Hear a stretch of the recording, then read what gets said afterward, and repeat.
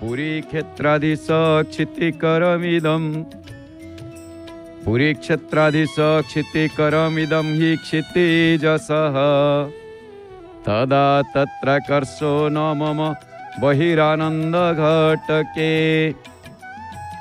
तवाबाल्यं वन्दे तरुमय तनुमार्तिहरणं चिरं चक्षुमार्गं विचर मम नीलाचलचर। हे पुरी धाम प्रभु ए धराजस सबु क्षणिक खाली दुखमय जेते आनंदप्रद सेते बढ़ाए खेद तहिकी रखिनी मूलय। महाप्रभु तेणु तोदारु मूर्ति की बाल्यकालु रही डाकी हे नीलाचल नाथ सदा मो नेत्र पथ आगे थाउ तो चका आखि। जय जय श्री जगन्नाथ, जय जय श्री जगन्नाथ, जय जय श्री जगन्नाथ। प्रिय जगन्नाथ प्रेमी दिव्यात्मन मम आराध्या माता भगिनी वृंद आपण माने को समस्त को जय जगन्नाथ टी परिवार तरफ हार्दिक अभिनंदन। शुभ संध्या। दर्शन करुछंती महाप्रभु श्री जगन्नाथ को तांकर प्रतीकात्मक विग्रह पतित पावन भगवान को दर्शन करुछंती सिंह द्वार अरुण स्तंभ एवं दर्शन करुछंती महाप्रभु श्री कालिया ठाकुर को संध्या समय रे वर्षा टिपि टिपि पड़ुची आउ ये वर्षा समय रे भक्त मानकर दर्शन आनंद कहले न सरे। भक्त माने आनंद रे दर्शन करने को जाउछंती। दर्शन मध्य भल वर्षा टिपि टिपि पड़िया भितरे भल वर्षा माने दर्शन भी भल रहिबो। एबे टिके आज अवश्य सोमवार टिके भिड़ अच्छी कारण रविवार भिड़ रुए। सोमवार संध्या आलती महाप्रभुंकर बढ़ी जाइछि, संध्या धूप बढ़ी जाइछि। आपण देखुछंती कबाट फाले बंद थिवार दृश्य। तेबे महाप्रभुंकर संध्या आलती संध्या धूप परे चंदन लगी महाप्रभु चंदन लगी बेश हुअंती। सबुठारु दैनंदिन एक स्वतंत्र बेश जहाँ चंदन बेश। तेणु चंदन भक्त कहती चंदन लगी समय चिंतामणि की चंदन लगी परे परे महाप्रभुंकर बड़ सिंहार बेश बड़ सिंहार धूप तापर महाप्रभुंकर रात्र पहुर प्रातः समय द्वार फिटा ठारू नहीं रात्र पहुड़ पर्यंत महाप्रभुंकर जेते सब नीतिकांति हुए बड़ देउल जेते सब नीतिकांति जदि द्वार खोलिबा समय रात्र पहुड़ पर्यंत जड़े व्यक्तिविशेष केवल खाली नीतिकांति को भल भाव परिलक्षित करे दृष्टिपात करे बा देखे जगत को जाणीमा तार किछि बाकी रहिबो नहीं। जेमिति मोर कथा अछि भारतवर्ष को जानिब तो विवेकानंद को पढ़ सेमिति जगत को जानिब तो जगन्नाथ को पढ़। सारा जगतर कर्ता जगतर ईश जगतर नाथ सचल सकल चराचर जगतर स्वामी महाप्रभु तांको नीतिकांति भितरे उठिबे गोटे स्वतंत्र नीति शोइबे स्वतंत्र नीति अर्थ तांको द्वार फिटा खाली उठिबे शोइबे तो से तांको नीति स्वतंत्र नीति तांको नीति। किंतु द्वार फिटा जदि देखिबे बड़ देउलर नीति तांको द्वार फिटा ठारू आरंभ करी मुख्य द्वार आपण देखुछंती द्वार जते बेले फिटे से द्वार फिटा होची गोटे नीति जहा कि द्वार फिटा नीति आपण अन्य कहार एमती देखा पाइबे अन्य कौन सी मंदिर रे आम ये ओडिया बोली गर्व करुचे।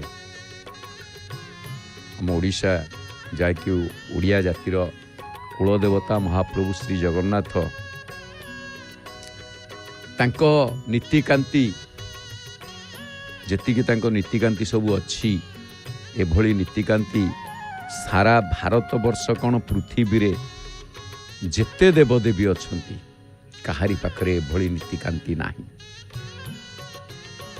କଥା ଆସେ ମହାପ୍ରଭୁ ରାତିରେ ବିଶ୍ରାମ ଯାଆନ୍ତି। ବିଶ୍ରାମ ପହୁଡ଼, ଇଏ ଗୋଟେ ଶବ୍ଦ ପହୁଡ଼ ଶ୍ରୀମନ୍ଦିର ଭାଷାରେ, ଶ୍ରୀମନ୍ଦିର ଭାଷାକୋଷରେ ଶବ୍ଦକୋଷରେ ଏକ ଶବ୍ଦ ଯାହାର ନାମ ପହୁଡ଼। ପହୁଡ଼ କ'ଣ ନା ମହାପ୍ରଭୁ ଯେତେବେଳେ ବିଶ୍ରାମ ଯାଆନ୍ତି, ବିଶ୍ରାମ କରନ୍ତି, ଶୋଇଯାଆନ୍ତି କ'ଣ ନା ପହୁଡ଼ ପଡ଼ିଛନ୍ତି। ଆଉ ପହଡ଼, ପହୁଡ଼, ପାହାଡ଼ା, ପାହାଡ଼ ଉପରେ ନୀଳକନ୍ଦରରେ ମହାପ୍ରଭୁଙ୍କର ବାସସ୍ଥାନ ପାହାଡ଼। ତାଙ୍କର ଗୋଟିଏ ସ୍ନାନ ଯାହା କୁହାଯାଏ ପାହାଡ଼ା ଉଠା ସ୍ନାନ ମହାପ୍ରଭୁଙ୍କର, ପାହାଡ଼ା ଉଠା ମହାସ୍ନାନ, 6 ପ୍ରକାର ମହାସ୍ନାନ ଭିତରେ। ତେଣୁ ଜଗତର ନାଥ ଜଗନ୍ନାଥଙ୍କୁ ଆମେ ଦର୍ଶନ କରୁଛେ। ଏକଦା ଦ୍ୱାପରେ କାଳନ୍ଦୀ ତଟରେ ରଚିଲ ବନରେ ସଙ୍ଗୀତ ତାନ, ଗୋପୀଙ୍କ ଉଲ୍ଲାସ ମୁଖ ପଦ୍ମରସ, ମଧୁପ ସଦୃଶ କରିଲ ପାନ। ଇନ୍ଦ୍ର ଶିବ ବ୍ରହ୍ମା ଗଣପତି ରମା ପୂଜନ୍ତି ତବ ଶ୍ରୀ ପଦ ନଳିନେ, ଜଗନ୍ନାଥ ନାଥ ଘେନ ପ୍ରଣିପାତ, ଦେଖା ଦିଅ ସଦା ମୋର ନୟନେ। ମହାପ୍ରଭୁ ସଦାବେଳେ ଏମିତି ନୟନ ପଥରେ ଦୃଷ୍ଟିଗୋଚର ହୁଅନ୍ତି। ଆମେ କିଛି ସମୟ ଜଗନ୍ନାଥ ମହାପ୍ରଭୁଙ୍କୁ ଦର୍ଶନ କରିବା, ଦେଖିବା। ଯେତେବେଳେ ଆମେ ଅନ୍ୟ କୌଣସି କାର୍ଯ୍ୟରେ ଲାଗିଯିବା ବା ଧରି ନିଅନ୍ତୁ ସେ କାର୍ଯ୍ୟ ସରିବ, ଆମେ ବିଶ୍ରାମକୁ ଯିବା, କିନ୍ତୁ ଦିନେ ନା ଦିନେ ଯଦି ମନ ପ୍ରାଣ ଦେଇକି ଆମେ ମହାପ୍ରଭୁ ଦେଖିଥିବା ସମୟ ଆସିବ, ତାଙ୍କୁ ହିଁ ସ୍ୱପ୍ନରେ ଦେଖିବା। ଆଉ ଜଗନ୍ନାଥ ମହାପ୍ରଭୁ ଏତେ ସହଜରେ ସମସ୍ତଙ୍କୁ ସ୍ୱପ୍ନରେ ଆସନ୍ତି, ଆଉ ଯାହାକୁ ଆସନ୍ତି ବହୁତ ଭଲ ଦୁଇ ହାତ ଟେକିଛନ୍ତି ଭକ୍ତ। ସବୁ ଜାଗାରେ ମୁଣ୍ଡିଆ, ଜଗନ୍ନାଥ ଧାମରେ କୁଣ୍ଡିଆ। ଏଠି ଆଲିଙ୍ଗନ ପାଇଁକି ମହାପ୍ରଭୁ ବାହୁ ପ୍ରସାରି ଦେଇଛନ୍ତି। ଯଦିଓ ଅକ୍ରୂର ଆସିଲେ ବୋଲି ଭଗବାନ ଶ୍ରୀକୃଷ୍ଣ ବାହୁ ପ୍ରସାରି ଦେଇଥିଲେ, କିନ୍ତୁ ସେ ସମସ୍ତଙ୍କ ପାଇଁ ସେ ବାହୁ ପ୍ରସାରି ନାହାନ୍ତି। ବାହୁ ପ୍ରସାରନ୍ତି, କିନ୍ତୁ କ୍ଷେତ୍ରକୁ ନେଇ, ସମୟକୁ ନେଇ, ସ୍ଥାନକୁ ନେଇ, କାଳକୁ ନେଇ, ପାତ୍ରକୁ ନେଇ ବାହୁ ପ୍ରସାରିଥାନ୍ତି। ମଲ୍ଲ ଯୁଦ୍ଧ କଲେ ଅଷ୍ଟମଲ୍ଲଙ୍କ ସହିତ, ସେଠି କ'ଣ ବାହୁ ପ୍ରସାରିଛନ୍ତି? ସେଠି ପାପୁଲି ଅଛି, ସେଠି ଯୁଦ୍ଧ କରିଛନ୍ତି ଅଷ୍ଟମଲ୍ଲଙ୍କ ସହିତ। ଅଷ୍ଟବରଷେ ନରହରି ଅଷ୍ଟମଲ୍ଲଙ୍କୁ ବଧ କରି ତାଙ୍କୁ ମୁକ୍ତି ଦେଲେ ଅଷ୍ଟମଲ୍ଲଙ୍କୁ। କିନ୍ତୁ ଜଗନ୍ନାଥ ମହାପ୍ରଭୁ ସଦାବେଳେ ବାହୁ ପ୍ରସାରିକି ରହିଛନ୍ତି, ଯେଉଁଟାକି ଭଗବାନ ଶ୍ରୀକୃଷ୍ଣ ଅକ୍ରୂରଙ୍କୁ ଡାକିଥିଲେ। ଯେତେବେଳେ ବାହୁ ପ୍ରସାରି ଥିଲେ, ବଢ଼ିଆ କଥା, ଯେତେବେଳେ ଅକ୍ରୂର ଆସି ପହଞ୍ଚିଲେ, ବାହୁ ପ୍ରସାରି ତୋଳିଲେ ହରି ଝାଡ଼ି ଅଙ୍ଗରୁ ଧୂଳି। ଅକ୍ରୂର ପଡ଼ି ଯାଉଥିଲେ ମହାପ୍ରଭୁଙ୍କୁ ଦର୍ଶନ କରିବାକୁ ଆସିବାକୁ, ମାନେ କେମିତି ତାଙ୍କ ପାଖରେ ପହଞ୍ଚିବେ। ଯେମିତି ମହାପ୍ରଭୁ ଭଗବାନ ଶ୍ରୀରାମଙ୍କୁ ଭେଟ କରିବେ ବୋଲି ଭରତ ଯେତେବେଳେ ଦେଖିଦେଲେ ପ୍ରଭୁ ଏଇଠି ଅଛନ୍ତି, ଭରତ ପଡ଼େ ଲକୁଟ କି ନାହିଁ, ଦଣ୍ଡ ଭଳି ପଡ଼ିଯାଆନ୍ତି, ପଡ଼ିଯାଉଛନ୍ତି, ଉଠି ଆସୁଛନ୍ତି, ମହାପ୍ରଭୁ ଦୌଡ଼ି ଯାଉଛନ୍ତି। ଠିକ୍ ତାରି ନିଦର୍ଶନ ଏପଟେ ଅକ୍ରୂର ଆସୁଛନ୍ତି ମହାପ୍ରଭୁଙ୍କୁ ନେବା ପାଇଁ। ଭରତ ଯାଇଥିଲେ ଭଗବାନ ଶ୍ରୀରାମଙ୍କୁ ଆଣିବା ପାଇଁ, ଅକ୍ରୂର ଆସିଛନ୍ତି ଭଗବାନ ଶ୍ରୀକୃଷ୍ଣଙ୍କୁ ନେବା ପାଇଁ। ଦୁଇଟି ନବା ମଧ୍ୟ ଉଭୟଙ୍କର ସୁନ୍ଦର। ଆଉ ମହାପ୍ରଭୁଙ୍କର ଜଣେ ଯାଇଛନ୍ତି, ଜଣେ କିନ୍ତୁ ଫେରି ନାହାନ୍ତି। ପ୍ରଥମେ ଭଗବାନ ଶ୍ରୀରାମ କେବେ ସେଦିନ ଫେରି ନାହାନ୍ତି, ଭରତ ଏକୁଟିଆ ଫେରିଛନ୍ତି କିନ୍ତୁ ପାଦୁକା ନେଇକି। କିନ୍ତୁ ଅକ୍ରୂର ଆସିଛନ୍ତି, ଟିକେ ଆଗରେ କଥାଟି ରହିବ, ଭଗବାନଙ୍କୁ ନେଇକି ଆସିଛନ୍ତି। ଦୁଇଟି କଥା, କିନ୍ତୁ ଦୁଇ ଜଣ ଯାଇଛନ୍ତି ମହାପ୍ରଭୁଙ୍କୁ ଆଣିବା ପାଇଁ।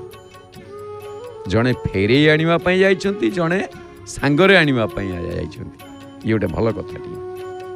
କିନ୍ତୁ ସେତିକି ବେଳେ ଅକ୍ରୂର ଯେତେବେଳେ ଦେଖିଲେ, ଯାହା ଯାହା ଭାବି ଭାବିକି ଆସିଥିଲେ ତାର କେତେ ଗୁଣରେ, ମାନେ ସେ ଅଧିକ ଦେଖିଲେ, ତାର କିଛି ଇଚ୍ଛା, ମୋତେ ପଚାରିବେ କି ନାହିଁ, ମୁଁ ତାଙ୍କୁ ଆସିଛି। ପୁଣି କଂସପୁରକୁ ଆମେ ଦେଖୁଛେ ଆନନ୍ଦ ବଜାର ସହିତ ସ୍ନାନ ମଣ୍ଡପ, ଆମେ ସ୍ନାନ ମଣ୍ଡପ ଦର୍ଶନ କରୁଛେ। ସ୍ନାନ ତର୍ପଣ, ସ୍ନାନରେ ମହାପ୍ରଭୁ ସ୍ନାନ ମଣ୍ଡପରେ ସ୍ନାନ କଲେ। ଏପଟେ ଆପଣ ଦେଖୁଛନ୍ତି ସେ ରଥ, ସନ୍ଧ୍ୟା ସମୟରେ ଆମେ ରଥକୁ ମଧ୍ୟ ଦେଖୁଛେ। ଯେଉଁ ରଥ ଯାହା ହଉ ଧୀରେ ଧୀରେ ତ ଇଏ ଭଗ୍ନ ହେବ, କିନ୍ତୁ ବସ୍ତ୍ର ओलागी करि दिया जाइछि आउ वस्त्र ओलागी पर सारथी पार्श्वदेव देवी सखी माने माने सबू नाहांती एमानकु सबू नहीं जाइछंती अवशिष्ट जे रहिले केवल सुआ दी जन जाक जीवे माने एपटे जीव परम सुआ श्रद्धा विश्वास सुआ आओ सुपर्णा दास सुपर्णा सुआ ये जो छटी जाक सुआ ये छटी जाक सुआ ओल्हेबे जो दिन सुआ ओल्हेबे धीरे धीरे धीरे धीरे करी से सुआ को ता देर ऊपर काढ़े वर्तमान मूर्ति हो जाइछंती सेतेबेले जीवंत थिले शुक पक्षी एबे मूर्ति सेतेबेले जीव परम ये दर्शन जो रथ गड़ूला सत्य जमी शुआ दीटा उड़ूले ये भाव आमको लगुला ये शुआ उपर उड़ुंट उड़ीकी बसुंच पुणी बस उड़ी जाऊँ बस ओलट शुआ कह जाए मनीष हूँ ओलटा गछ गोटे गचर मूल पानी दि जाए से आग को आग को बढ़े कि मनीष गोटे एमती गछ तार ऊर्ध्वे पानी दि जाए कारण गचर जड़ बा मूल तार मजबूत जी से गछ आग को बढ़ से मनीष मुंडरे जी थी से आग को से जीव तापर गचर चेर तलू मनीषर मुंडर चेर चुटी गुड़िक से गुड़िक उपरे तेणु उपरे ही पानी से पीब ठिया होगी पानी पीब बसिक पानी पी ऊपर पानी पीब ऊर्ध्वमूल एठी गोटे बढ़िया कथा तेज आम पुणी आसीगले माँ तोरण लक्ष्मी पाखक माँ तोरण लक्ष्मी ऐश्वर्यदायिनी जे जहाँ को अन्नपूर्णा बोली कह जाए कि मत अन्नपूर्णा कहती जे तोरण लक्ष्मी कह जाए तेणु सिंहद्वार गुमुटरे ऊपर अच्छा गुरुवार जहाँकर माजणा आम देखा पाए तोरण जी अच्छा सदा सर्वदा खरा वर्षा शीत काकर सही केवल ता संतान को जमी माँ ता संतान सबकि सहवाई प्रस्तुत सेमिति माँ तोरण लक्ष्मी संतान एठी तो भक्त कौन कह संतान भक्त हो पारे अभक्त भी हो पारे किंतु से संतान यहाँ गोटे जिनस देखिए संतान भक्त कहला भितर संतान उपयुक्त कर्म को लेकिन भक्ति भाव को लेकिन से भक्त होता है तेणु भक्त महाप्रभु को पाद पाइबापी अझट करें किंतु संतान हुए तो परमार्थी हुए बा भौतिकवादी हुए ये प्रकार हो पारे किंतु माँ पाखे से भौतिकवादी हो बा परमार्थवादी हो सी हूँ संतान तेणु माँ संतान खरा वर्षा शीत काकर सबू सही सेमती बाहर अच्छी पूरा बड़ देउल बंद हो काहारी दर्शन मिलबनी जमती अन्य माने आसती महाप्रभु को दर्शन न कर पारे ओनली हिंदूज आर अलाउड बा पतित हिंदू अण हिंदू जी भी कहतु ना कहीं जिते आसवे से पतित पावन को दर्शन करें किंतु पतित पावन दर्शन बंद हो सिंह द्वार पौड़ पड़गला द्वार बंद होगा आउ कौन पतित पावन दर्शन देवे देवेनि किंतु माँ तोरण लक्ष्मी को दर्शन मिल तार तेणु यार अर्थ हूँ मार द्वार सदाबल खोला संतान से भल कथा आसे पुओ पछे कणा कुंजा अंध माँ सी पुनेईर चांद से खाली सुंदर बोली कहबनी चंद्र तो सुंदर पूर्णचंद्र भली सुंदर पुनेईर चांद पुनेई पूर्णमी पूर्णमी चांद जमी सुंदर देखा जाए माँ ता पुओ सैया से जमी नाकरू भड़का बहुत सी अंचल पुछिकी दब ना ये माँ सेमती खरा वर्षा शीत काकर सही सेमती बाहर रही चाही रही निर्निवेश निर्दुख ना आम गुरुवार माजणार जो माँ को देखे माँ मन दुख थाए ना सदाबले खुशी संतानर खुशी रे से खुशी तेणु महाप्रभु जो विश्राम करती विश्राम करवा बा पहुड़ जीवा गोटे रोचकपूर्ण कथा कारण गोटे कथा आसे जिते बड़े जो मंदिर आम देखुले सिंहद्वार देखुचे ये श्रीमंदिर निर्माण कार्य शेष करिकी गंगवंशी राजा माने महाप्रभु श्री जगन्नाथ को उत्कल राष्ट्रर राजाधिराज रूप में स्वीकार करिकी नाना प्रकार रीति नीति जानी यात्रा सब खंजीदेले आ उत्कल साम्राज्यर नरपति माने श्री जगन्नाथंकर राउत होइतिबारु समग्र ओडिशा प्रदेश एवं भारतर हिंदू जगत रे ସେମାନଙ୍କୁ ଯଥେଷ୍ଟ ଶ୍ରଦ୍ଧା ଆଉ ସମ୍ମାନ ମଧ୍ୟ କରାଯାଉଥିଲା। ତେବେ ଶ୍ରୀମନ୍ଦିର ରତ୍ନ ସିଂହାସନରେ ଅଧିଷ୍ଠିତ ଶ୍ରୀ ବିଗ୍ରହମାନଙ୍କର ନୀତି ପରମ୍ପରା ଯାତ୍ରା ଏସବୁ ସମଗ୍ର ଭାରତବର୍ଷର ଅନ୍ୟାନ୍ୟ ମନ୍ଦିରର ନୀତି ଅପେକ୍ଷା ସ୍ୱତନ୍ତ୍ର ଏବଂ ଖାଲି ସ୍ୱତନ୍ତ୍ର ନୁହେଁ, ବିରଳ ମଧ୍ୟ, ସର୍ବତନ୍ତ୍ର ସ୍ୱତନ୍ତ୍ର। ତେଣୁ ଦୈନନ୍ଦିନ ଆପଣ ଦେଖିବେ ଠାକୁରମାନଙ୍କର 22 ଗୋଟି ନୀତି ପାଳନ କରାଯାଏ। ନୀତି ଦୈନନ୍ଦିନ ନୀତି 22ଟି ନୀତି, ଦୈନନ୍ଦିନ ନୀତି 22ଟି ନୀତିକୁ ଆମକୁ ଦର୍ଶନ କରିବା ପାଇଁ ଆମ ପାଖେ ସମୟ ନାହିଁ। ସବୁଯାକ ଆମେ ଭିତର ନୀତି ମଧ୍ୟ ଆମେ ଦେଖିବି ପାରିବା ନାହିଁ। ତେଣୁ 22 ପାହାଚ ଅତିକ୍ରମ କରିଥିଲା। ଭକ୍ତମାନେ ଯେଉଁ 22 ପାହାଚ ଅତିକ୍ରମ କରୁଛନ୍ତି, 22 ପାହାଚ ଅତିକ୍ରମ କରିବା ଅର୍ଥ ମହାପ୍ରଭୁଙ୍କର ଦୈନନ୍ଦିନର 22 ଗୋଟି ନୀତିକୁ ମନ ଭିତରେ ଧ୍ୟାନ କରିବା, ଅବଗତ ହେବା, 22 ନୀତିରେ ସାମିଲ ରହିବା। ତେଣୁ ଏଇ ଯେଉଁ 22 ଗୋଟି ନୀତି ହେଉଛି ମହାପ୍ରଭୁଙ୍କର ସର୍ବପ୍ରଥମ ନୀତି କ'ଣ ନା ଦ୍ୱାର ଫିଟା। ଲୋକ କହନ୍ତି ମଙ୍ଗଳ ଆଳତି, ନାହିଁ, ଦ୍ୱାର ଫିଟା। ପ୍ରଥମେ ସିଂହଦ୍ୱାର ଫିଟିଲା ପରେ, ଏଇ ଯେଉଁ ମୁଖ୍ୟ ଦ୍ୱାର ଦେଖୁଛନ୍ତି, ଏ ସିଂହଦ୍ୱାର ଫିଟିଲା ପରେ ତାପରେ ଆପଣମାନେ ଦେଖିବେ ଯେ ଅନ୍ୟ 3 ଦ୍ୱାର ଖୋଲିବ। କିନ୍ତୁ ଯେତେବେଳେ ମହାପ୍ରଭୁ ପହୁଡ଼ ଯିବେ, ରାତିରେ ବିଶ୍ରାମ ନେବେ, ଆଗ 3 ଦ୍ୱାର ବନ୍ଦ ହେଇ ହେଇ ଆସି ଆସି ସଭା ଶେଷରେ ଏ ଦ୍ୱାରଟି ଖୋଲିବ। ଯାହାକୁ ନେଇକି ଆପଣମାନେ ଦେଖିବେ ଆମ ଭାରତୀୟ ରେଳ ବିଭାଗରେ ଯେମିତିଆ ଗୋଟେ ଟ୍ରେନ୍ ଆଗ ଆସି ଲାଗିଛି, ଆଉ ଗୋଟେ ଏକ୍ସପ୍ରେସ୍ ତାର ସିଏ ଆସୁଛି, ତାକୁ ଆଗ ଛାଡ଼ି ଦିଆଯିବ। ପଛରେ ଯେଉଁ ଗାଡ଼ି ଆସିଛି ତାକୁ ଆଗ ଛାଡ଼ି ଦିଆଯିବ। ସିଏ ରହିବ, ଇଏ ଯିବନି। ଇଏ ୟାର ପ୍ଲାଟଫର୍ମ ଲାଗିଛି, ତାକୁ ଆଗ ଛାଡ଼ିଦେବେ। ଧର ପଛରେ ଗୋଟେ ଆସିଛି କି ସେପଟୁ ଗୋଟେ ଆସୁଛି, ସିଏ ଆଗ ଯିବ, ସିଏ ଯାଇସାରିଲା ପରେ ଇଏ ଯିବ। ସେମିତି ଆଗ ଆସିଥିବା, ଆଗ ଖୋଲିଥିବା ଦ୍ୱାର ସଭା ପଛରେ ବନ୍ଦ ହେବ, ସିଂହଦ୍ୱାର। ତେବେ ସଭା ପଛରେ ଯେତେବେଳେ ଆସେ ମହାପ୍ରଭୁ ପହୁଡ଼ ଗଲା ପରେ, ଏଇ ଯେଉଁ ପହୁଡ଼ କ'ଣ ହୁଏ ନା ମହାପ୍ରଭୁଙ୍କର ସର୍ବଶେଷ ନୀତି, ଯେଉଁ ପହୁଡ଼ ନୀତି ଶେଷ ହେବା ପରେ ମନ୍ଦିର ଶୋଧ ହୁଏ। ଖାଲି ସେମିତି ନୁହଁ, ମନ୍ଦିର ଶୋଧ ହୁଏ। ଶ୍ରୀମନ୍ଦିର ଭାଷାରେ ଶୋଧ, ପରିଷ୍କାର ପରିଚ୍ଛନ୍ନ ହୁଏ, ତାକୁ ଶୋଧ କହନ୍ତି। ତେଣୁ ଶୋଧ ହେଲା ପରେ ତାପରେ ଯାଇକି ଦ୍ୱାର ବନ୍ଦ ହୁଏ। ଆଉ ସମ୍ପୂର୍ଣ୍ଣ ରାଜକୀୟ ପଦ୍ଧତିରେ ଏଇ ଯାହା ମାନେ ଜଣାଯାଉଥିବା 100 ବର୍ଷର ପରମ୍ପରା ଏବେ ବି ପ୍ରଚଳିତ ରହିଛି। ଆମେ ବଡ଼ ଦେଉଳକୁ ଦେଖୁଛେ, ବଡ଼ ଦେଉଳ ପତିତ ପାବନ ବାନା ଆଜି ପୁରା 4-7 ଯେମିତି କୁହୁଡ଼ିମୟ ହେଲା ଭଳିଆ ଦେଖାଯାଉଛି। ଟିପଟି ବର୍ଷା ପଡ଼ୁଛି, ସେପଟେ ଆକାଶ ଘନ ବାଦଲ ଭିତରେ ଅଛି, ସହଜେ କୃଷ୍ଣ ପକ୍ଷ, ଆକାଶ କଳା, ଇଏ ଲାଇଟ୍ ବିଛୁରିତ ହେଉଛି ଧଳା, ମନ୍ଦିରଟି ଦେଖାଯାଉଛି ଧଳା।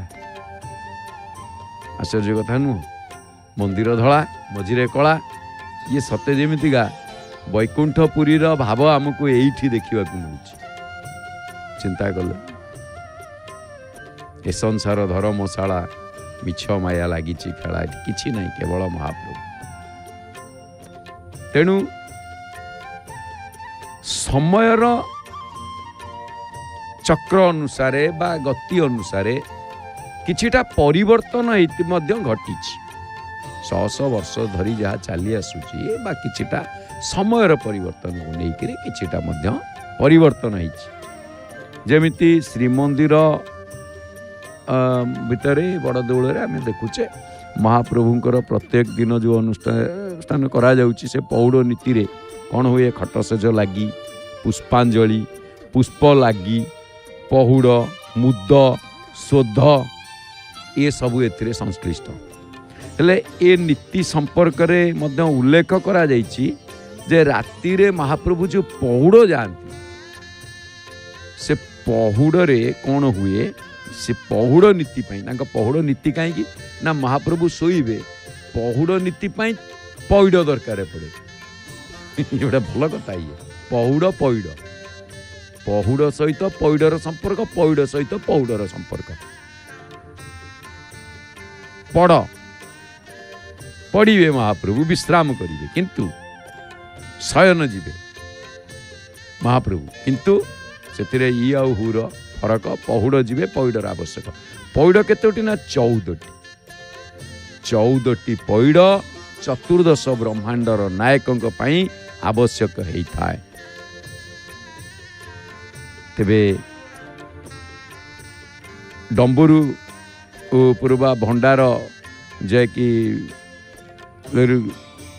पलंक आसे जो पलंक घर पलंक जिते आसब से फूल कर्पूर बिड़िया सील माटी ये सब जिनिस मान आवश्यक पड़े से नीति रे रोथिबा सेवक पुणी अच्छा कौ माने रहिबे समस्त तो 36 निजोग अच्छा 120 सेवायत अच्छा सेवक अच्छा परंपरा तेबे एथिरे केवल पहुड़ नीति पाई जे जो मानकर जो माने आवश्यक थांती जो सेवायत माने से 16 जन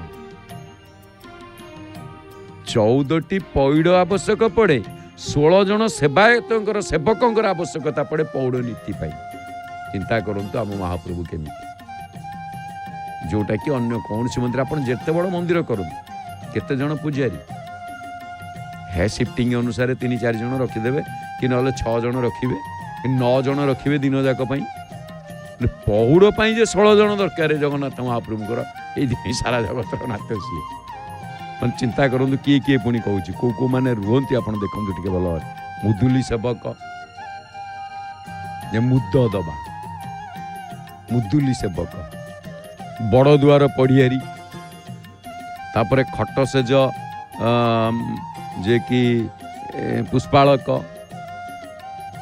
खट सेज पुष्पालक सुआर बड़ू भंडार मेकअप पुणी पालिया पुष्पालक अखंड मेकअप हड़प नायक भितर गाहणी बीणाकार पालिया खुंटिया पालिया पढ़ियारी तलीछ महापात्र मुद्रा बासी पालिया गराउडू माने बासी पालिया गराउडू एठी गोटे जिनस आप देखिए प्रतिदिन जेते बेले महाप्रभु जगन्नाथंकर बड़ सिंगार धूप शेष हब परे सुआर बड़ू सेवक कौन करिवे पानी पकेकी धो पखाल तो धोइबा भीतर भल भाव धोइबा किंतु आपको धो पखाल कहुए धोईदबा तो सब जगार हम धोईदबा और पखाड़ा आ भितर फरक अच्छी चाउल धोई दियो पानी पकड़ल पानी तक निगाड़देल धोईगला आमे धोइबा गाधोइबा आमे जमी वर्षारे धोईगले कौन से गोटे जिनस रखिले धोईदे ताकू सफा करवा तेणु भल भाव साबुन लगे अंप लगे गाधुआ पाधुआ है तेणुक ये गोटे जिनस आसला कौन धो पखाल अर्थ पखालटी ये कहगला भात में पानी पूरे देले भी कह पखाल ता नुहे कौन भात में पानी पूरे दियो सी रही तो पखाल कौन हम ना तादे डंकी मारे तापर पुणी टेला रहीगला से टेला को भांगे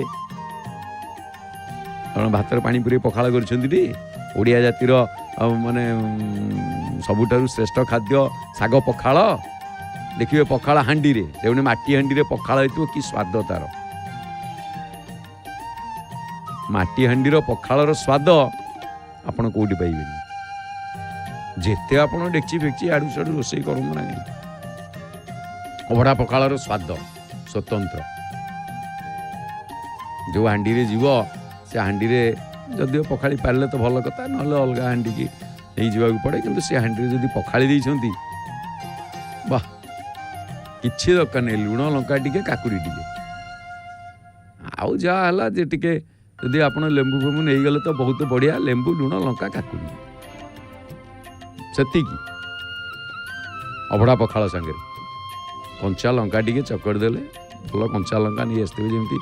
ଆଉ ସେ ଆଜିକାଲି କ'ଣ ମୁଁ ଜାଣିପାରୁନି, ଏ ମାର୍କେଟରେ ଯେଉଁ ଲଙ୍କା ସେ ଭାଙ୍ଗିଲେ, ସେତେବେଳେ ଗୋଟେ ଲଙ୍କା ଭାଙ୍ଗିଦେଲେ ବାସ୍ନା ହେଉଥିଲା କଞ୍ଚା ଲଙ୍କା।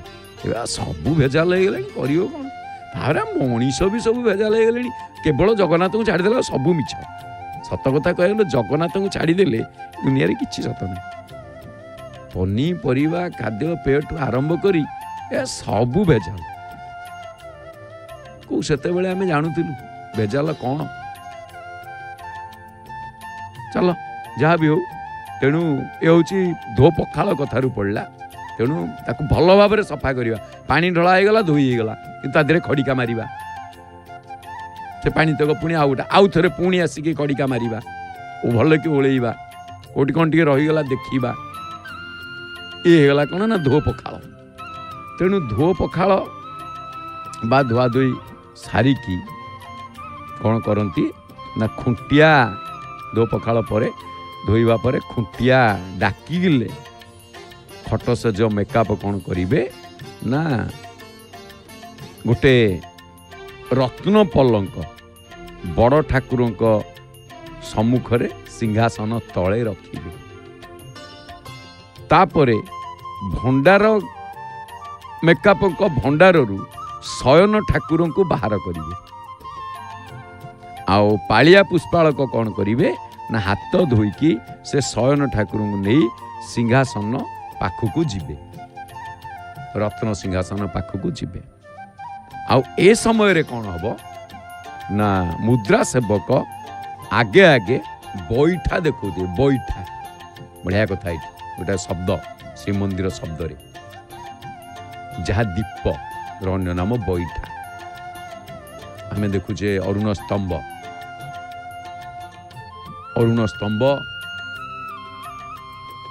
ଏବଂ ଏପଟେ ଦେଖୁଛେ ଆମେ ମହାପ୍ରଭୁଙ୍କୁ, ପତିତ ପାବନଙ୍କୁ, ସେପଟେ ସିଂହଦ୍ୱାର ଗୁମୁଟକୁ। ତେଣୁ ଯେତେବେଳେ ବଇଠା ସେ ଦେଖେଇକି ନେଇକି ଯେତେବେଳେ ତ ଦୀପ ଦେଖେଇନି, ସବୁ କାର୍ଯ୍ୟ ଦୀପରେ, ମହାପ୍ରଭୁଙ୍କର ପ୍ରାଧାନ୍ୟଟି ଦୀପ। ତେଣୁ ସେଠି ବଳଭଦ୍ରଙ୍କ ବାଡ଼, ଯାହାକୁ ବଡ଼ ବାଡ଼ କୁହାଯାଏ, ବଡ଼ ବାଡ଼ ପୁଷ୍ପାଳକ ଶୟନ ଠାକୁରଙ୍କୁ କ'ଣ କରିବେ ନା ଚନ୍ଦନ ଲାଗି କରେଇବେ। ସିଏ ପୁଣି ଚନ୍ଦନ ଲଗେଇ ହେବେ, ଚନ୍ଦନ ଲାଗି କରେଇକି ସିଂହାସନରେ ଜଗନ୍ନାଥଙ୍କ ପାଖରେ ବିଜେ କରେଇବେ। ଜଗନ୍ନାଥଙ୍କ ପାଖରେ ବିଜେ କରେଇବେ। ତାପରେ ସ୍ୱର୍ଣ୍ଣ ନିର୍ମିତ ମାନେ ସୁନାରେ ତିଆରି ହେଇଥିବା ଅଷ୍ଟଭୁଜ ବିଶିଷ୍ଟ ଏ ଶୟନ ଠାକୁର ବିଗ୍ରହଙ୍କର ଅର୍ଦ୍ଧେକ ପୁରୁଷ ଆଉ ଅର୍ଦ୍ଧେକ ନାରୀ ମୂର୍ତ୍ତି, ଯେ କି ବାମପଟ ହସ୍ତରେ, ଯାହାକି ବାମପଟ ହସ୍ତକୁ ସ୍ତ୍ରୀ ହସ୍ତ କୁହାଯାଏ, ଯାହାକୁ ଦର୍ପଣ, ପଦ୍ମ, ପୁସ୍ତକ, କଳସ ବାମପଟ ହସ୍ତରେ, ଡାହାଣ ପଟ ପୁରୁଷ ହସ୍ତ, ସେଥିରେ ଶଙ୍ଖ, ଚକ୍ର, ଗଦା, ପଦ୍ମ ଶୋଭା ପାଉଥାଏ 8 ହସ୍ତରେ। ପହୁଡ଼ ଶୟନ ଠାକୁରଙ୍କର ସ୍ତ୍ରୀ ଅଙ୍ଗର ହସ୍ତମାନଙ୍କରେ ବିଷ୍ଣୁ ନାରାୟଣଙ୍କର ସମସ୍ତ ପତ୍ନୀମାନଙ୍କର ବା ଦେବୀ ମହାମାୟାଙ୍କର ଆୟୁଧ ସଂକେତ ସ୍ଥାନ ପାଇଛି। ଏବଂ ପୌଢ଼ ଶୟନ ଠାକୁରଙ୍କର ଯେଉଁ ବିଷ୍ଣୁ ବା ଯୋଗ ନିଦ୍ରାଙ୍କର ଏକ ସମ୍ମିଳିତ ବିଗ୍ରହ। ତେଣୁ ଶୟନ ଠାକୁରଙ୍କ ଡମ୍ବରୁ ହେଉଛି ନାଦ ବ୍ରହ୍ମ ତଥା ସୃଷ୍ଟିର ପ୍ରତୀକ। ନାଦ ବ୍ରହ୍ମ, ଶବ୍ଦ ବ୍ରହ୍ମ, ମହାପ୍ରଭୁଙ୍କୁ ଆଜି ଅଣାକାର ବ୍ରହ୍ମ। ଆପଣ ଜାଣିଛନ୍ତି ଯେତେବେଳେ ମାତା ଗର୍ଭେ ହେଲୁ ସଞ୍ଚାର, ଅଣାକାର ଭୂମି ସେ ଯେ ନାହିଁ ଆକାର। ପ୍ରଥମ ମାସେ ତୁ ଯେ ହେଲୁ ଧବଳ ବର୍ଣ୍ଣ, ଦ୍ୱିତୀୟ ମାସେ ତୁ ହିଁ ଜଳେ ଯେସନେ ମୀନ, ତୃତୀୟ ମାସେ ତୁ ଯେ ଶୂନ୍ୟ ମେଲିଲୁ ଡାଳ, ଚତୁର୍ଥେ ଅସ୍ଥି ଖଞ୍ଜା ତୋହରି, ବଡ଼ ମାୟାବୀ ଜୀବ ନୁହେଁ କାହାରି। ଅଣାକାର ବ୍ରହ୍ମ ମାଆଙ୍କୁ ଆମେ ଦର୍ଶନ କରୁଛେ ତୋରଣ ଲକ୍ଷ୍ମୀ। ସଖୀମାନେ ଅଛନ୍ତି ଏପଟେ 3 ସେପଟେ 3, 6 ସଖୀ। ପୁଣି ଗଜ ମାଆଙ୍କ ମଥାରେ ଦେଖନ୍ତୁ ଗୋଟେ ସୁନ୍ଦର ଭାବରେ ମା ଏପର୍ଯ୍ୟନ୍ତ ସୁଦ୍ଧା ବଢ଼ିଆ ସୁନ୍ଦର ଲାଲ ଓଢ଼ଣୀ ଦେଇକି ମା ବସିଛନ୍ତି। ମାର ମନ କେତେବେଳେ ପାଇଁ ଦୁଃଖ ନାହିଁ। ହଁ, ଦୁଃଖ କେତେବେଳେ କରେ ନା କେଉଁ ସନ୍ତାନ ତା ପାଖକୁ ଆସି ନ ପାରିଲା। ସେ ନିଜେ ପଳାଏ।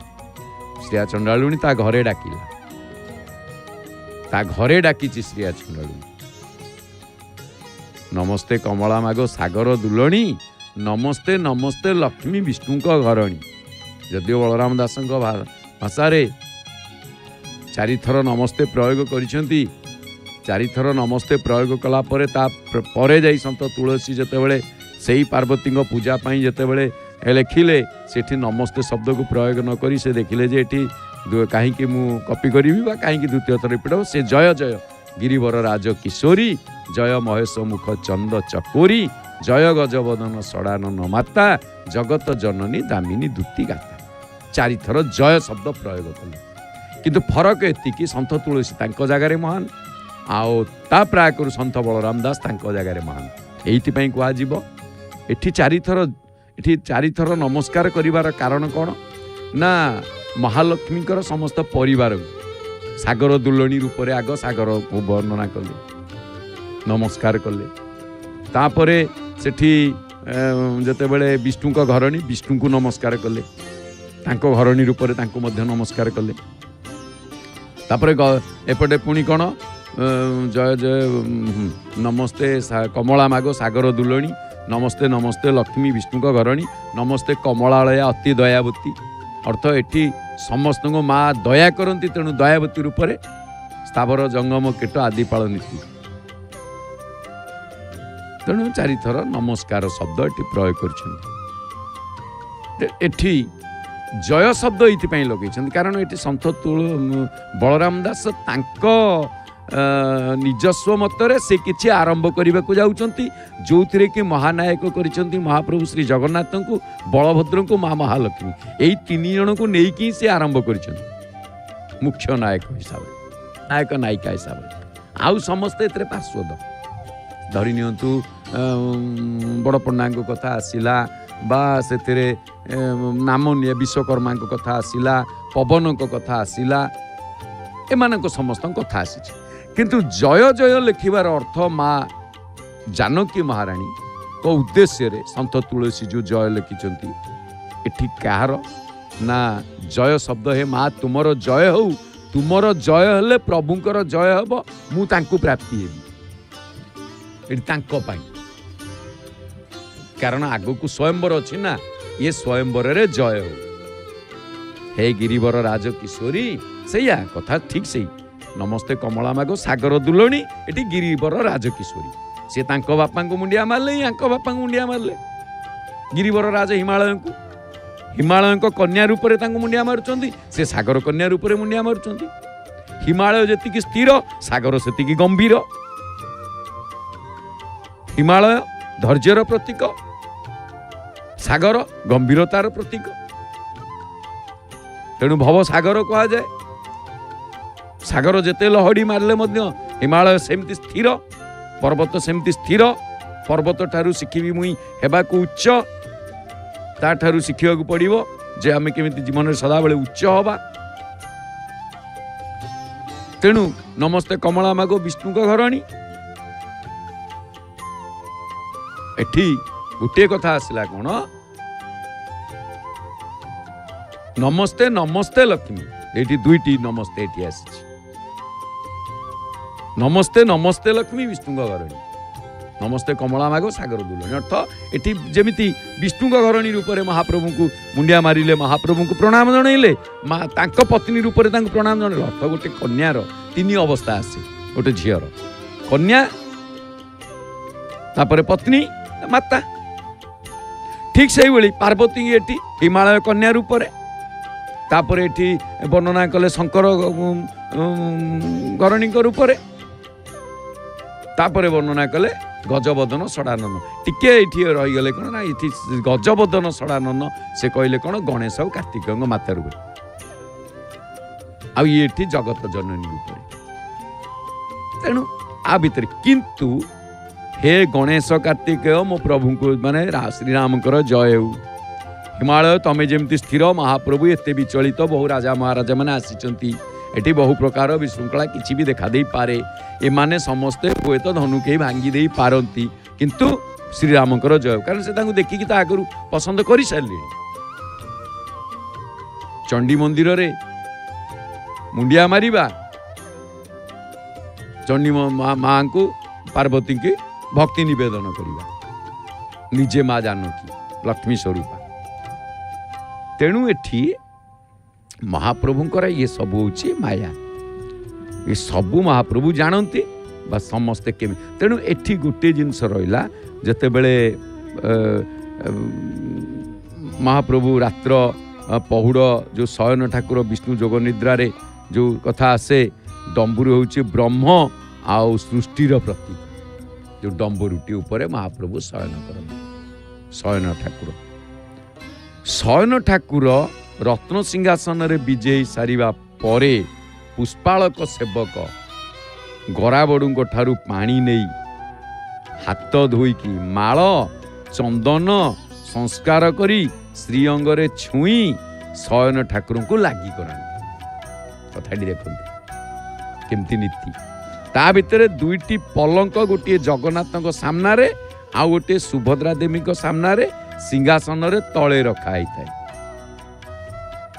ଆଚ୍ଛା, ପୁଣି କ'ଣ ହୁଏ ନା ଆଉ 2 ଜଣ ପୁଷ୍ପାଳକ ଭିତରକୁ ଯାଆନ୍ତି।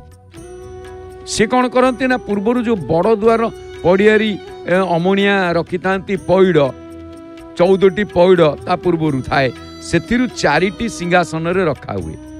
ଆଉ ପୁଷ୍ପାଳକ ମାନେ 3 ବାଡ଼ରେ 3 ଗୋଟି ପଇଡ଼ ଏବଂ ସୁଦର୍ଶନଙ୍କ ବାଡ଼ରେ ଗୋଟିଏ ପଇଡ଼ ସମର୍ପଣ କରନ୍ତି। ଆଉ ହଡ଼ପ ନାୟକ କ'ଣ କରନ୍ତି, 6ଟି ବିଡ଼ିଆ। ବିଡ଼ିଆ ମାନେ ପାନ, କ'ଣ ନା ଯୋଉଥିରେ ଚୂନ ଲାଗିବନି, ଚୂନ ଖାଆନ୍ତିନି। ଆଉ ଯୋଉ ଚୂନ ଖାଇବେ ସେ ଚୂନ ଆମେ ଦେଇପାରିବାନି। ଗଜମୋତି ଚୂନ, ସେଇ ତ ସେଠଜୀଙ୍କ ଅହଙ୍କାରକୁ ଭାଙ୍ଗି ଦେଇଥିଲେ, କହିଲେ ମୋତେ ଗଜମୋତି ଚୂନରେ ଗୋଟେ ପାନ ଖଣ୍ଡେ ଦବ କହିଲ ତାକୁ। ସେ କ'ଣ ବଡ଼ ଦେଉଳର ହିସାବ କରିବ, କ'ଣ ଦବ ବୋଲି କହୁଛି। ଆସିକି ରାଜାଙ୍କୁ କହିଲେଣି ଜଣେ ସେଠ, ଯେ ତମ ବଡ଼ ଦେଉଳର ଦୈନିକ ଖର୍ଚ୍ଚ କେତେ ମୋତେ କହିଲେ ଆଉ ମୁଁ ତାର ବ୍ୟବସ୍ଥା କରିବି। 7 ଦିନ ପାଇଁକି, 8 ଦିନ ପାଇଁକି, 15 ଦିନ ପାଇଁକି, ମାସକ ପାଇଁ କି ଦିନ ମୁଁ କ'ଣ ଦେବି ସେ ବ୍ୟବସ୍ଥା କରିବି। ମହାପ୍ରଭୁ କହିଲେ ମୋ ଖର୍ଚ୍ଚ ତ ମୁଁ ବୁଝୁଛି, ଆସୁଛି କେତେ, ଯାଉଛି କେତେ, ଜିତିଲି କେତେ, ହାରିଲି କେତେ, ହିସାବ ନିକାଶ ନାହିଁ। ଆଉ ସିଏ କ'ଣ ଆସିକି କହିଲାଣି ମୁଁ ଦେବି, ସିଏ କ'ଣ ଦବ, ସିଏ ନଉଛି କୋଉଠୁ, ତାକୁ ଦଉଛି କିଏ, ସିଏ ଦବ। ଆଉ ଯଦି କହିଲା ଏମାନେ ସମସ୍ତେ ହିସାବ ତ ଦେଇପାରିବେନି, କ'ଣ କରିବେ, ବଡ଼ ଦେଉଳର ହିସାବ କିଛି, ସେତେବେଳର ହିସାବ କିଛି ମିଳୁନି, ଆଉ ପାଉନାହାନ୍ତି, ପାଉନାହିଁ। ତେଣୁ ସେ କ'ଣ କଲେ, ମହାପ୍ରଭୁକୁ ଗଜପତି ମହାରାଜ କୁହାଯାଏ ଯେ ପ୍ରଭୁ ତୁମ କଥା ତମେ ବୁଝ, ତମ ହିସାବ ତମେ ଦିଅ। ଆରେ ହିସାବ କ'ଣ ଦେବି, ଯାହା ତାଙ୍କୁ କହିବ ଗଜମୋତି ଚୂନରେ ପାନ ଖଣ୍ଡେ ଦବା, ଆଉ ଏତେ କ'ଣ ଦିନ ଯାକର ହିସାବ ନ ବଜେ, ସେ ଖାଲି ପାନ ଖଣ୍ଡେ ଦଉ। ସେଠଜୀଙ୍କ ବୁଦ୍ଧି ଭ୍ରମ ହେଇଗଲା। ଯେତେବେଳେ ତା ପରଦିନ ରାଜାଜୀ କହିଲେ ଯେ ଆଜ୍ଞା କ'ଣ ଦେବେ, ମହାପ୍ରଭୁଙ୍କୁ ପାନ ଖଣ୍ଡେ ଦିଅନ୍ତୁ ଗଜମୋତି ଚୂନରେ। ମହାପ୍ରଭୁ ନେଇଛନ୍ତି ଗଜମୋତି ଚୂନ, ନା ଯାଉ ମୋ କଥା ମନେ ପକେଇଛନ୍ତି, ରଖିଛନ୍ତି ମହାପ୍ରଭୁ, ସେ ସବୁ ସେଇଠି ଛାଡ଼ି ଦେଇକି ପଳେଇଲେ ଯେ ତାଙ୍କ କଥା ବୁଝିବା ସହଜ କଥା ନୁହଁ। ଆଉ କାହିଁକି ନା ଗଜମୋତି ଚୂନ ମାନେ ଗଜ କୁମ୍ଭରେ ମୋତି ଅଛି, ସବୁ ଗଜ କୁମ୍ଭରେ ନାହିଁ ନା। କେତେଟା ଗଜ ମାରିକି ସେଥିରୁ ଆଣିବେ, ସେ ମୋତିକି ଆଣିକି ତାକୁ ପୋଡ଼ିକି ସେଥିରୁ ଚୂନ ବନେଇ ଏତେ ସବୁ ପାଲା କରିବେ, ଏ ଅସମ୍ଭବ। ତେଣୁ ହାରିଗଲେ। ତେଣୁ ମହାପ୍ରଭୁ କ'ଣ କରନ୍ତି ନା ବିଡ଼ିଆ, ଯେଉଁମାନେ ପାନ ଖାଆନ୍ତି, ପେଟ ପଟେ ଚୂନ ବା ପିଠି ପଟେ ଚୂନ, ଚୂନ ପାନରେ ଲଗେଇବା ଅପରାଧ।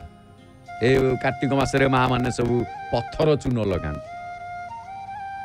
ମା ମାନେ ଯେଉଁ ପାନ ଖାଆନ୍ତି କାର୍ତ୍ତିକ ମାସରେ, ସେମାନେ ଏଇ ଶିପ ଚୂନ ଖାଆନ୍ତି, ପଥର ଚୂନ।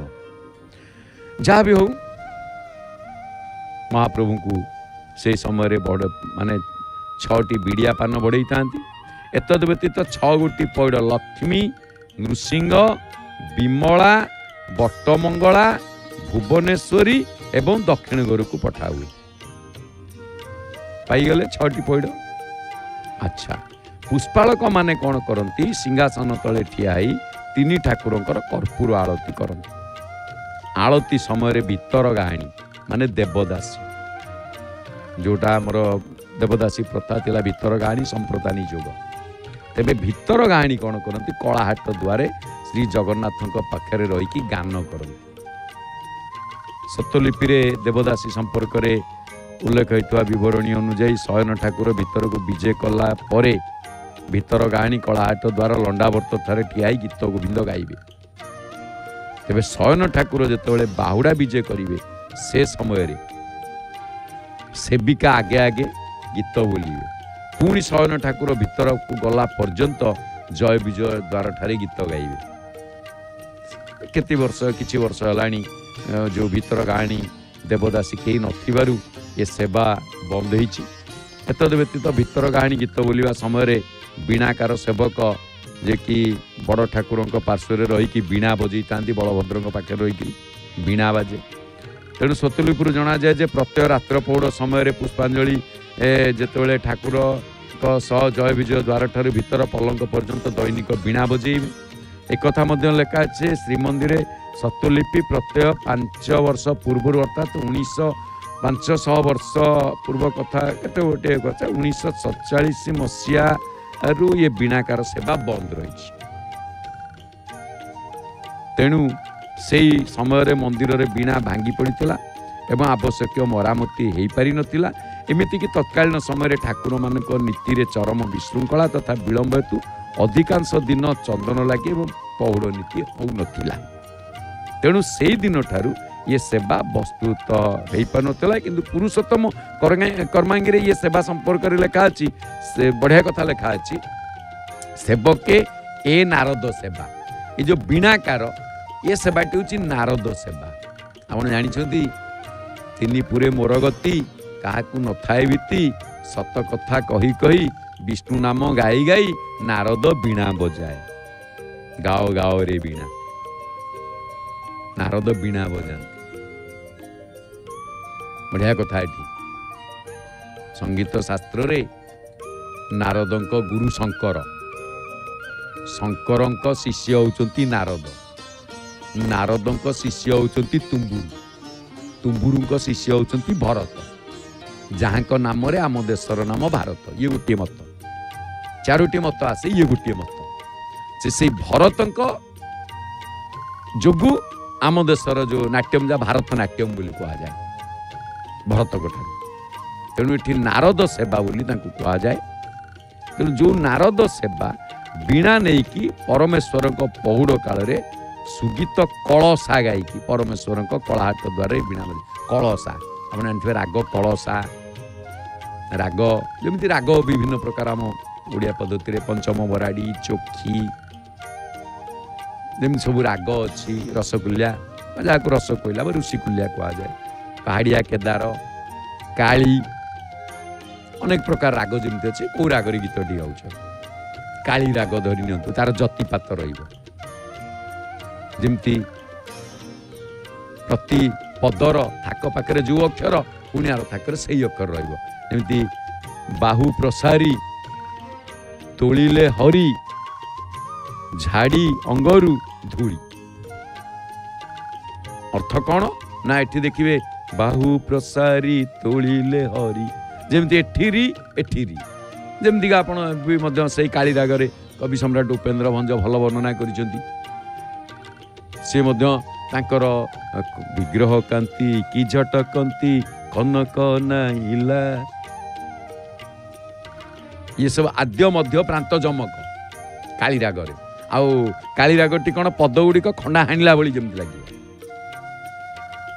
जमती चोट पकेला भाया जमती जमती सब चोट पके से भाया तेणु ता ना काली राग काली राग विग्रह कांति कि झटकंती कनक नाइला बान बढ़ाई अग्नि रे दाई शिले कसाई हेला देखो माने आर केमती अक्षर जतिपात सब जमक रोचे आद्य जमक मध्य जमक अंत्य जमक तेणु बणिक श्रेणी असम जाणी हेले प्रहार दानी बसाई तुले रतिए बोले सेतिकी लक्ष्य घेनी एटी कौन है ना ये देखो बणिक श्रेणी एणी असम जाणी आद्य मध्य प्रांत हेले प्रहार दानी ଏଠି ଯେମିତି ଆଦ୍ୟ ମଧ୍ୟ ଅନ୍ତ ତିନି ଯମକ ଅକ୍ଷର ସମାନ, ତେଣୁ ତିନୋଟି ଥାକ ସେଭଳି ଏମିତି ଅନେକ କଥା। ଯେ ଯାହା ହଉ କଳସା ସେମିତି ଗୋଟିଏ ରାଗ, ସେ କଳସା ରାଗରେ ସେ କ'ଣ କରନ୍ତି ନା ଗୀତ ସବୁ ଗାଇଥାନ୍ତି, ନାରଦ ସେବା ଯିଏ କରନ୍ତି। ତେଣୁ କଳାହାଟ ଦ୍ୱାର ପାଖରେ ବୀଣା ବଜାନ୍ତି। ଆଉ ବୀଣା ହେଉଛନ୍ତି ଯିଏ ବୀଣାକାର, ଯିଏ ବୀଣା ବଜାନ୍ତି ସେ ସେବକ। ଆପଣ ବୁଣାକାର କହିଲେ ଯିଏ ସୂତା ବୁଣନ୍ତି ତନ୍ତ୍ର, କିନ୍ତୁ ବୀଣାକାର କହିଲେ ମାନେ ବ୍ରାହ୍ମଣ ସେବକ।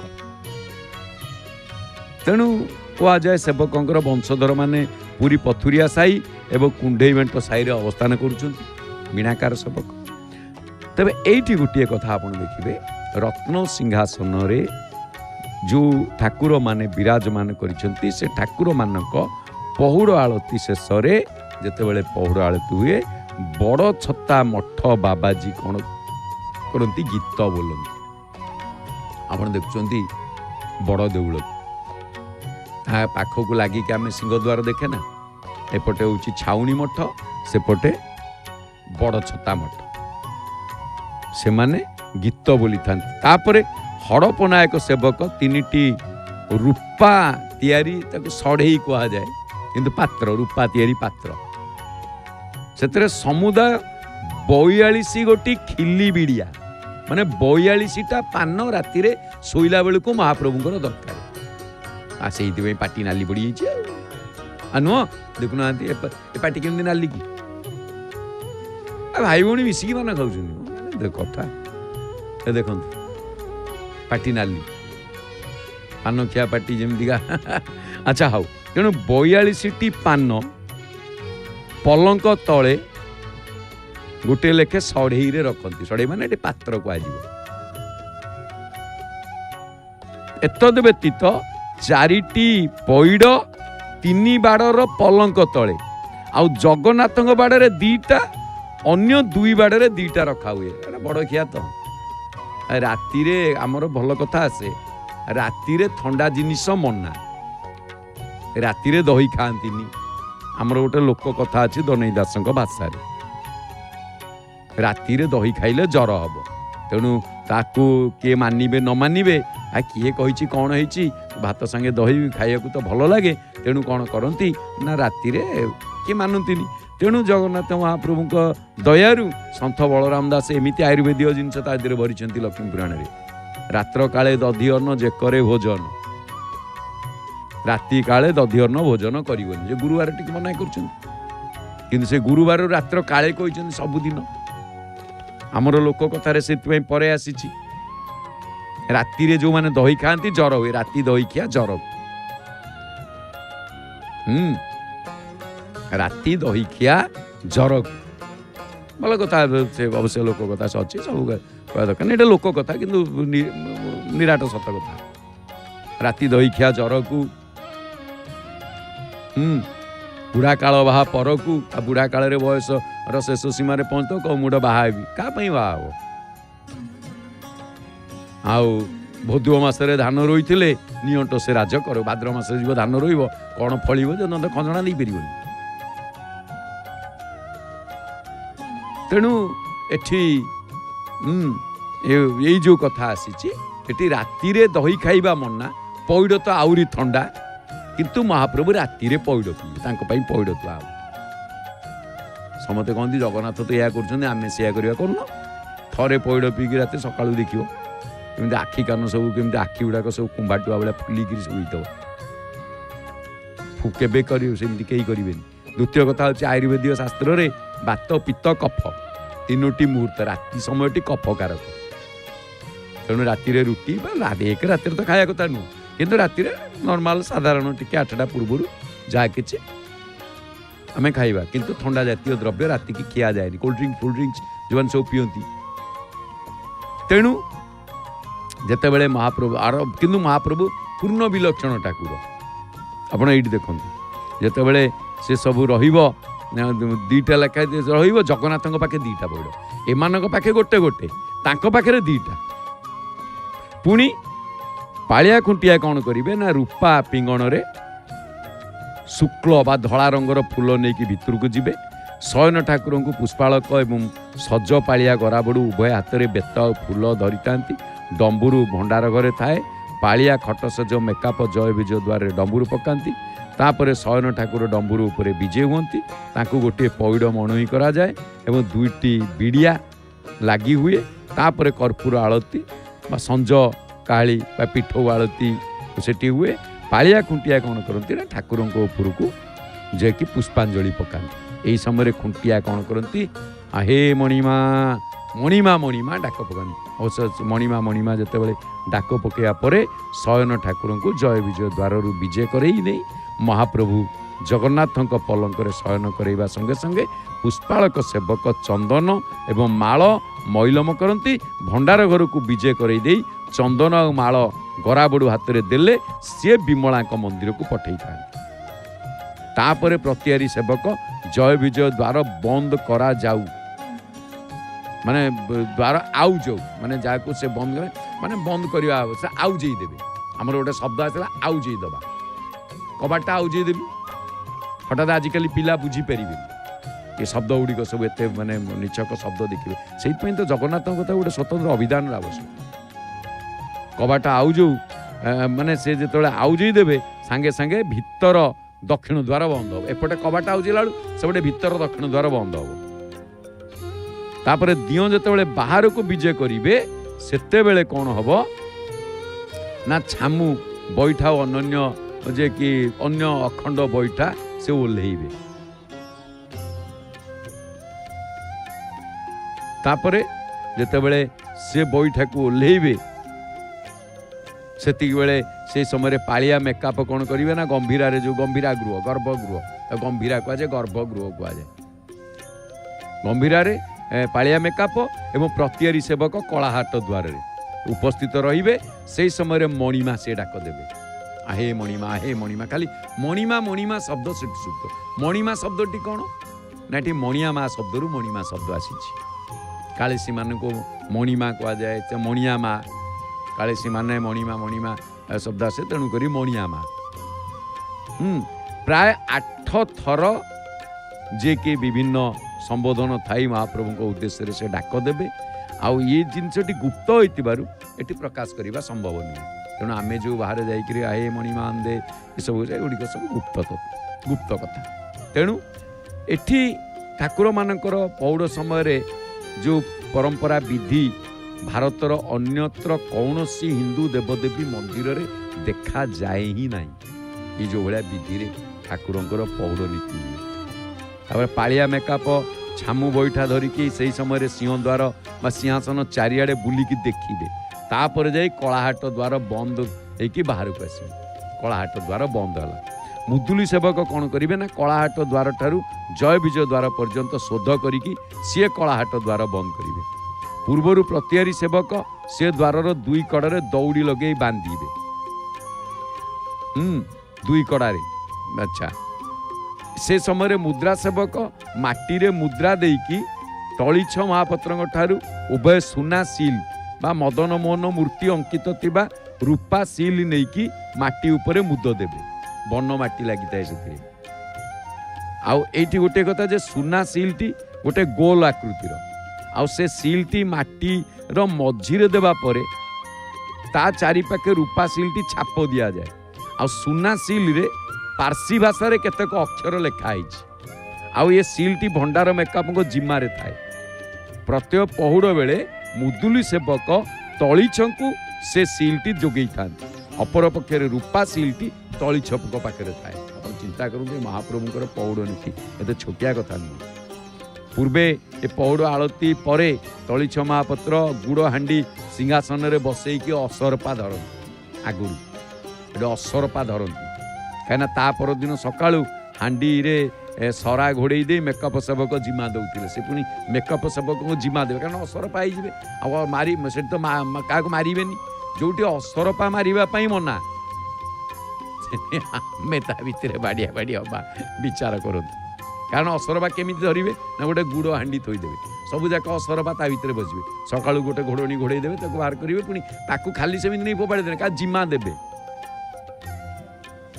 माने मेकअप कौन माने घोड़े की मेकअप सेवक कौन को से जिमा दौले अच्छा श्रीमंदिर कलाहाट द्वार ताला पड़ी की सील हेबा परे माने अनुरूप मते जमिति मुदुली जय विजय द्वार बंद करके ताला पकेबे तापर मुद्रा सेवक कलाहाट द्वार भली ये तली छंगटारू सील नहीं कि माटी मुद उपरे छाप देबे तापर मंदिर बरकंदाज बा पुलिस चारिआडे बुलिकी मंदिर शोध करिवे टेम्पल पुलिस जान कहते तापर अर्थ कौन ना मंदिर भितर कौन सी लोक को रखई देबे नहीं मंदिर बाहर बेड़ार चारि मुख्य द्वार अर्थ पूर्व पश्चिम उत्तर दक्षिण बंद हम प्रत्येक द्वार रे बरकंदाज जे कि जगी रही पहरा देबे दौरान एतद व्यतीत जय विजय द्वारटारे मुदुली सेवक अन्यान्य कर्मरत माने कर्तव्यरत बरकंदाज माने उपस्थित थांती एठी गोटे कथा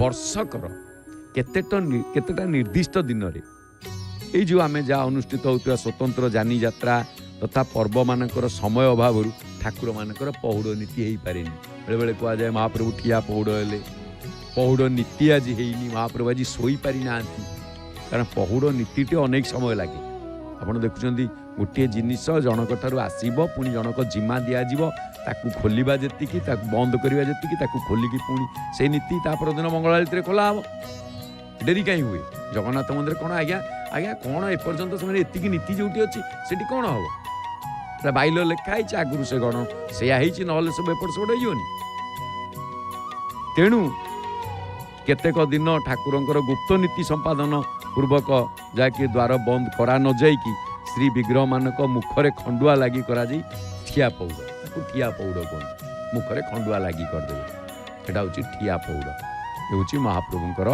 श्री जगन्नाथ मंदिर ये स्वतंत्र नीति तेणु नीति बहुल ये सब नीति जी देखिब राति तेणुक बड़ सिंगार दर्शन कर रात्र पहुड़ देखिकी जो लोक मैंने आसती ये सब जी देखिब से जाणीज आपे आपे जे वास्तव में बड़ देउल नीति कौन होची बड़ देउलर सेवक केमिति बड़ देउलर सेवा केमिति महाप्रभुंकर प्रीति केमिति तेणु भारत वर्ष को चिन्हवा कि सारा खाली भारत नु जगत को चिन्हवा तार बाकी रही बेले बेले आमको 2 घंटा ठिया पड़ुची आ भितर एतिकी रहस्य अच्छे एतिकी सब कर्तव्य अच्छे एतिकी सब काम अच्छे ये तो आम साधारण पौड़ नीति कहले पुणी चंदन लगी अच्छे गोटे दिन में महाप्रभुर 22टी नीति होपन चिंता करूँ 22टी नीति ये अंतिम नीति रात्र पौड़ आरंभ नीति द्वार फिटा आप चिंता करूँ द्वार फिटा नीति जमीती रात्र पहुड़ कथा तेणु एतिकी आम कहवा संध्या समय आम महाप्रभु को दर्शन करुचे तेणु संध्या समय दर्शन रात्रि समय आउ महाप्रभु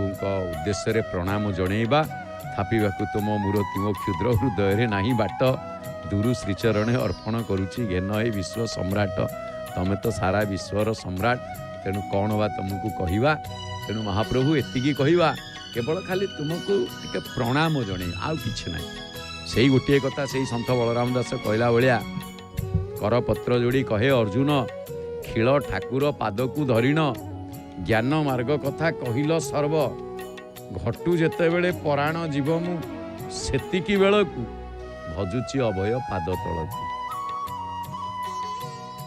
हलिव नाही ओष्ठ कंठ जीव घटू जेते बेले पराण जीव मु सेतिकी बेलकू भजुची अभय पाद तलू कारण सेते बेले कौन हुए किछि हुए तो मने पड़ेनी कौन गुड़िए भावना आसे महाप्रभु माया कर दियंती कारण माया धर ना महाप्रभु माया धर माया धर जो माया करिवे जो कछु माया रची भगवान लक्ष्मण ही मर मर जाना तेणु आसतु कौन सब कार्यक्रम प्रसारण करा जाउची जानिबा कार्यसूची माध्यम रे आओ ए अधम आपण मानकु एया ही कहबो एक स्वर रे कहंतु जय जय श्री जगन्नाथ जय जय श्री जगन्नाथ जय जय श्री जगन्नाथ।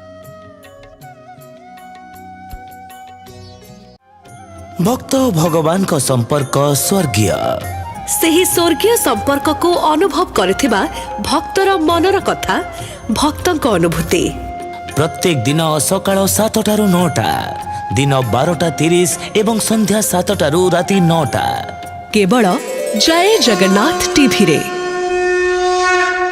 जय जगन्नाथ टीवी सिद्धार्थ टीवी रो लोकप्रिय चैनल।